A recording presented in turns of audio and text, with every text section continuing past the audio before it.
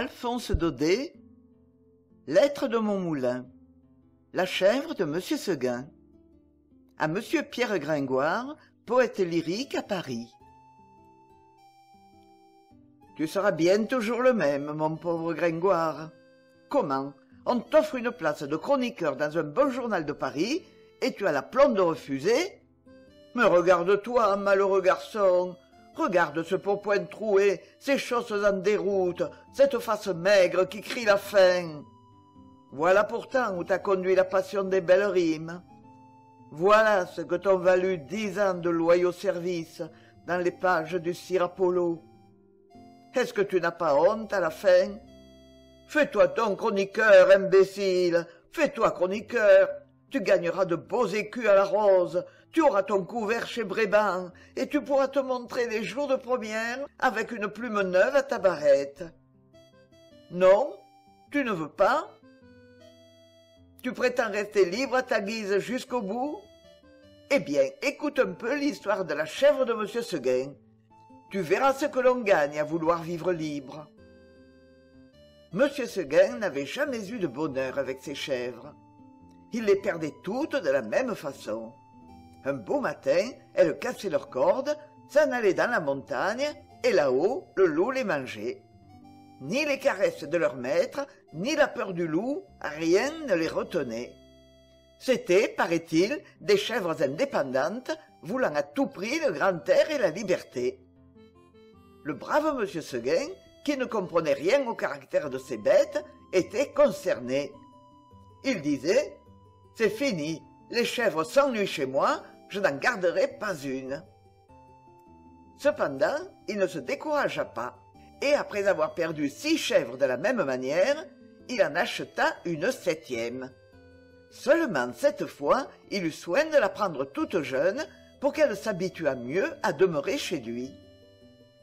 Ah, Gringoire, qu'elle était jolie, la petite chèvre de Monsieur Seguin! Qu'elle était jolie, avec ses yeux doux, sa barbiche de sous-officier, ses sabots noirs et luisants, ses cornes zébrées, et ses longs poils blancs qui lui faisaient une houppelande. C'était presque aussi charmant que le cabri d'Esmeralda. Tu te rappelles, Gringoire? Et puis, docile, caressante, se laissant traire sans bouger, sans mettre son pied dans l'écuelle. Un amour de petite chèvre. Monsieur Seguin avait derrière sa maison un clos entouré d'aubépines. C'est là qu'il mit sa nouvelle pensionnaire. Il l'attacha à un pieu au plus bel endroit du pré, en ayant soin de lui laisser beaucoup de cordes, et de temps en temps, il venait voir si elle était bien. La chèvre se trouvait très heureuse et broutait l'herbe de si bon cœur que monsieur Seguin était ravi. Enfin, pensait le pauvre homme, en voilà une qui ne s'ennuiera pas chez moi. Monsieur Seguin se trompait, sa chèvre s'ennuya. Un jour, elle dit en regardant la montagne: « Comme on doit être bien là-haut!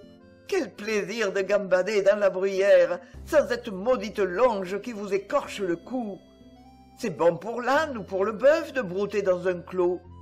Les chèvres, il leur faut du large. » À partir de ce moment, l'herbe du clos lui parut fade. L'ennui lui vint. Elle maigrit, son lait se fit rare. C'était pitié de l'avoir tiré tout le jour sur sa longe, la tête tournée du côté de la montagne, la narine ouverte, en faisant « mais » tristement. Monsieur Seguin s'apercevait bien que sa chèvre avait quelque chose, mais il ne savait pas ce que c'était. Un matin, comme il achevait de la traire, la chèvre se retourna et lui dit dans son patois: « Écoutez, monsieur Seguin, je me languis chez vous. Laissez-moi aller dans la montagne. »« Ah, mon Dieu, elle aussi !»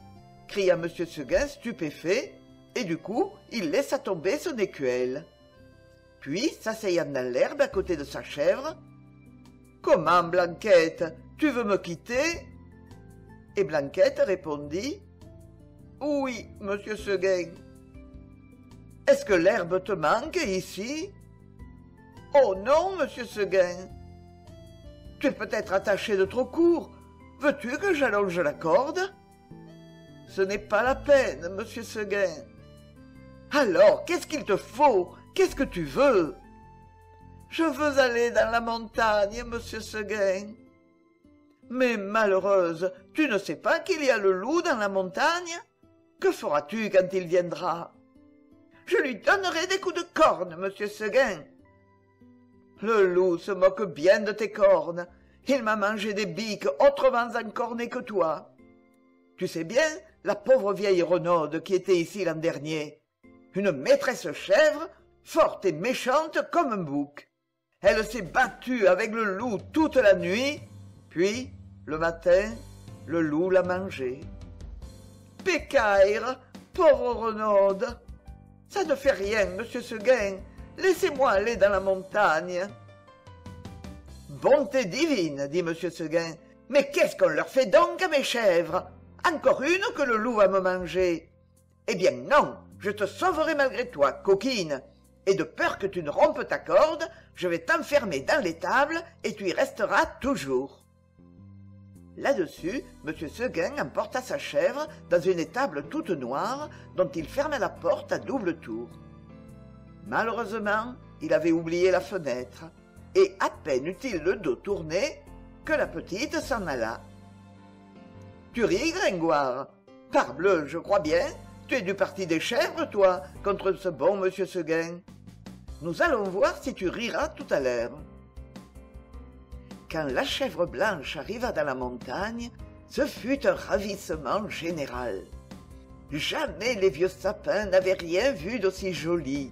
On la reçut comme une petite reine. Les châtaigniers se baissaient jusqu'à terre pour la caresser du bout de leurs branches. Les genêts d'or s'ouvraient sur son passage et sentaient bon tant qu'ils pouvaient. Toute la montagne lui fit fête. Tu penses, Grégoire, si notre chèvre était heureuse? Plus de cordes, plus de pieux, rien qui l'empêchât de gambader, de brouter à sa guise. C'est là qu'il y en avait de l'herbe, jusque par-dessus les cornes, mon cher. Et quelle herbe! Savoureuse, fine, dentelée, faite de 1000 plantes. C'était bien autre chose que le gazon du clos. Et des fleurs donc, de grandes campanules bleues, des digitales de pourpre à long calice, toute une forêt de fleurs sauvages débordant de sucs capiteux.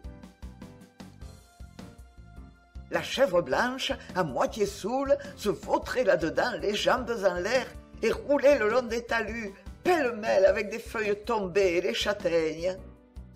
Puis, tout à coup, elle se redressait d'un bond sur ses pattes. Hop, la voilà partie, la tête en avant, à travers les maquises et les buissières, tantôt sur un pic, tantôt au fond d'un ravin, là-haut, en bas, partout. On aurait dit qu'il y avait 10 chèvres de M. Seguin dans la montagne. C'est qu'elle n'avait peur de rien, la Blanquette.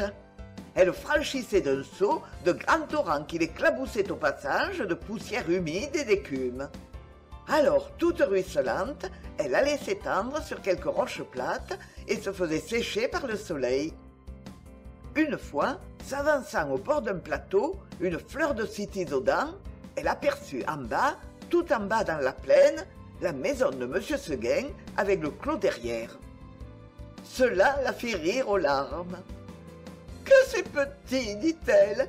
Comment ai-je pu tenir là-dedans ?»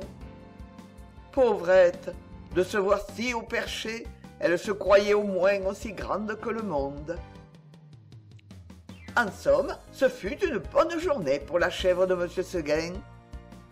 Vers le milieu du jour, en courant de droite et de gauche, elle tomba sur une troupe de chamois en train de croquer une lambrusque à belles dents.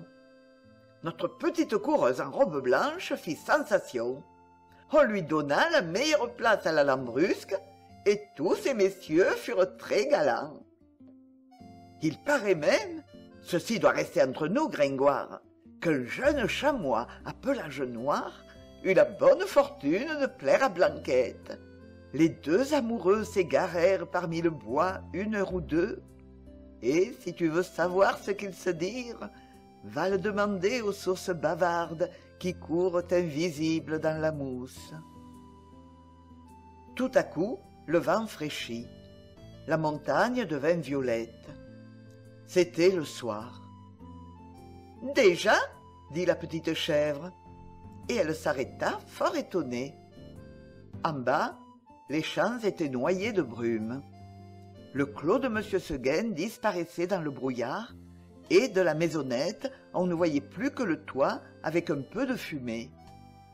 Elle écouta les clochettes d'un troupeau qu'on ramenait, et se sentit l'âme toute triste. Un gerfaut qui rentrait la frôla de ses ailes en passant. Elle tressaillit. Puis, ce fut un hurlement dans la montagne. « Ouh! Ouh !» Elle pensa au loup. De tout le jour, la folle n'y avait pas pensé. Au même moment, une trompe sonna bien loin dans la vallée. C'était ce bon monsieur Seguin qui tentait un dernier effort. « Ouh! Ouh !» faisait le loup. « Reviens! Reviens !» criait la trompe. Blanquette eut envie de revenir, mais en se rappelant le pieu, la corde, la haie du clos, elle pensa que maintenant elle ne pouvait plus se faire à cette vie et qu'il valait mieux rester. La trompe ne sonnait plus. La chèvre entendit derrière elle un bruit de feuilles. Elle se retourna et vit dans l'ombre 2 oreilles courtes, toutes droites, avec 2 yeux qui reluisaient. C'était le loup. Énorme, immobile, assis sur son train de derrière, il était là, regardant la petite chèvre blanche et la dégustant par avance. Comme il savait bien qu'il la mangerait, le loup ne se pressait pas. Seulement, quand elle se retourna, il se mit à rire méchamment. « Ah ah, la petite chèvre de Monsieur Seguin !» Et il passa sa grosse langue rouge sur ses babines d'amadou. Blanquette se sentit perdue. Un moment, en se rappelant l'histoire de la vieille Renaude qui s'est battue toute la nuit pour être mangée le matin, elle se dit qu'il vaudrait peut-être mieux se laisser manger tout de suite.